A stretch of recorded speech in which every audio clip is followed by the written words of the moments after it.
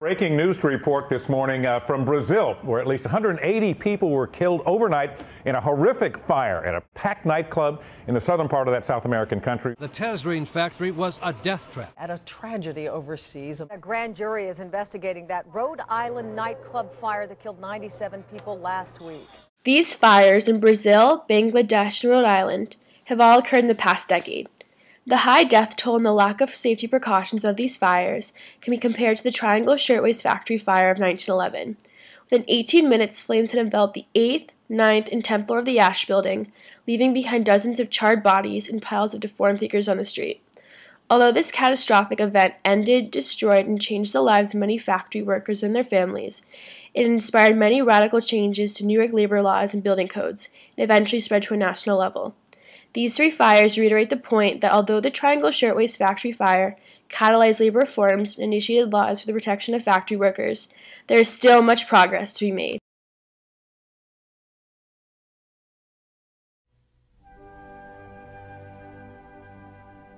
After the boom of the Industrial Revolution in the early 19th century, 1,003,981 men, women, and children were employed as labor workers in the state of New York.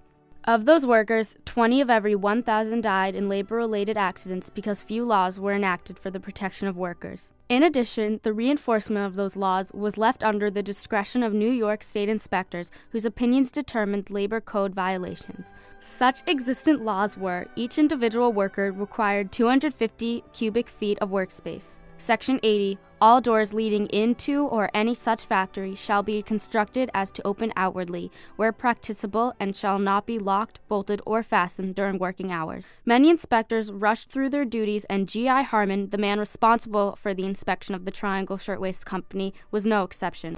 After being asked, how long did it take to examine the Triangle Waste Building, he responded with, possibly an hour and a half to 2 hours. Inspectors also often neglected child labor laws or were deceived by factory owners. A child worker proclaimed, when a factory inspector came to inspect, he found no violation of the child labor law because he did not see any children at work.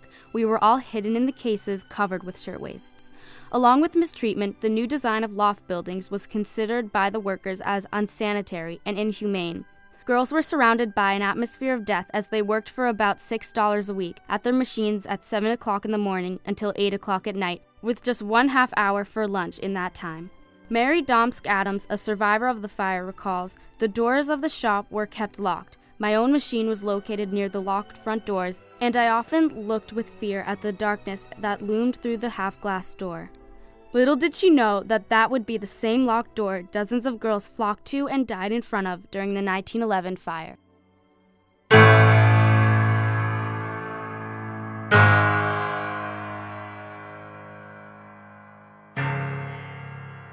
On March 25, 1911, 146 workers did not return home from a grueling day at the Triangle Shirtwaist Company. At approximately 4:45 in the afternoon, New York fire stations were notified that a fire had started on the 8th floor of the Ash building. According to survivor Benjamin Levy, all of 10 minutes after the fire started before the first fire engine arrived. When the team finally arrived, their equipment was found useless against the height and the heat of the building. Girls desperately waited for Fire Company 20, but the ladders reached only to the 6th floor, and according to Fire Chief Croker, the men did the best they could, but there is no apparatus in the department to cope with this kind of fire. The origin of the fire is not known, but within minutes it spread to the 9th and 10th floor, leaving desperate workers in its path. The 135-foot wooden-trimmed, wooden window-framed, and wooden-floored building had 2 staircases measuring 2 feet 9 inches in width, locked and inward-swinging doors, and only 1 out of the 2 state-mandated fire escapes. Some workers were able to escape down the Green Street staircase or the elevators, but within seconds, all exits had been enveloped by flames. Others tried to escape the Washington Place exit, but according to survivor Rose Glantz, everybody was running to the door. It was locked.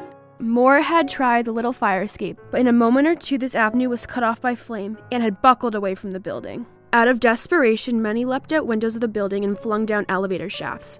According to an article published in the New York Times, 6 girls fought their way to a window on the 9th floor over the bodies of fallen fellow workers, smashed a pane of glass, dropped in a struggling tangle, and were crushed into a shapeless mass.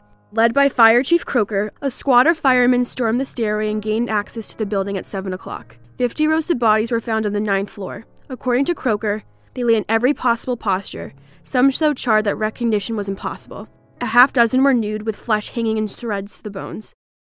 The dead bodies are heaped up against the doors because there were no fire exits. There was no safety precautions. In total, 146 died. Most of the victims were suffocated or burned to death within the building, but some who fought their way to the windows and leapt met death as surely, but perhaps more quickly, on the pavement. The Triangle Fire was the spark needed to ignite labor reforms in New York State. While the fire started accidentally, it was clear that the damage could have been mitigated if laws had been enacted and enforced for the protection of factory workers. The Fire Investigating Commission said, "So appalling a disaster must have been due to conditions resulting from neglect. Therefore, the legislature of the state of New York resolves to leave nothing undone."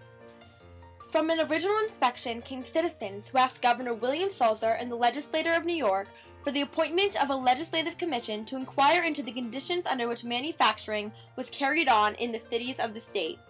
The commission was created on June 30th, 1911 by the Factory Investigating Commission Act in Chapter 561 of the Laws of 1911.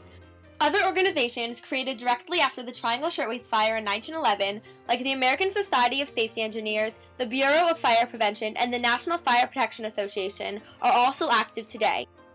The NFPA itself claims that its creation can be traced directly to the Triangle Fire, with the goal to minimize the possibility and effects of fire and other risks around the world, while the Bureau of Fire Prevention was aimed at ending confusion over the responsibilities of various city departments and agencies for inspections, code creations, and enforcement. The Factory Investigating Commission worked to end this confusion as well, by giving fire chiefs the power to inspect buildings for fire hazards, in an attempt to ensure that laws, like the fire escape requirements, were enforced. The Commission also increased the funding and the power of the New York Labor Department, and created the Industrial Code, a set of rules and regulations having the force of law. To enforce this code, the Industrial Board was created. It consists of 6 members, all chosen by the Governor and the Senate. Reforms to the building and labor codes of New York followed the new inspection laws because after the fire, all the faults in the building requirements were more apparent than ever. The Factory Investigating Commission wrote 36 bills to increase the safety of factories and workplaces all over the city.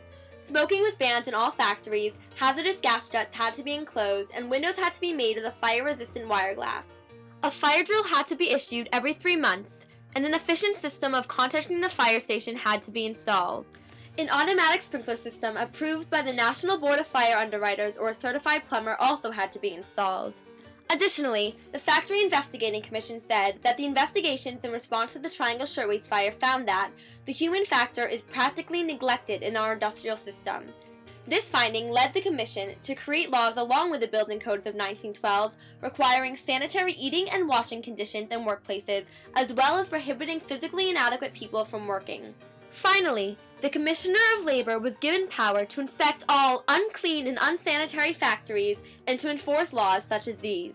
These new laws improved the safety and quality of working conditions, but the Triangle Shirtwaist Factory Fire sparked more than just changes in the law. The fire also contributed to the increasing momentum of the workers' movement. The city was so guilt-stricken that maybe we were somehow responsible. And it led to all of these reforms that came afterward. A few days after the fire, 250,000 New Yorkers lined the street to mourn for the perished workers. According to Bruce Kiner of the Workers' Union, the crowd helped to really start the modern labor movement. Though tragic, the fire perpetuated a series of reforms, all trying to improve the current working conditions. Additionally, the 36 laws created by the Factory Investigating Commission became model legislation for the rest of the country.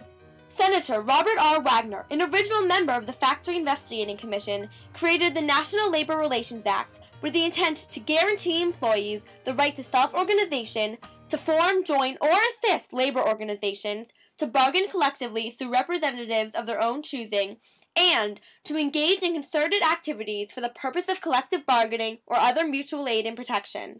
Francis Perkins, the Secretary of Labor in 1933, selected by Franklin Delano Roosevelt, said, "The stirring up of the public conscience and the actions of the people in penitence for the Triangle Fire brought about not only these laws which make New York State to this day the best state in relation to factory laws, it was also that stirring of conscience which brought about, in 1932, the introduction of a new element into the life of the whole United States.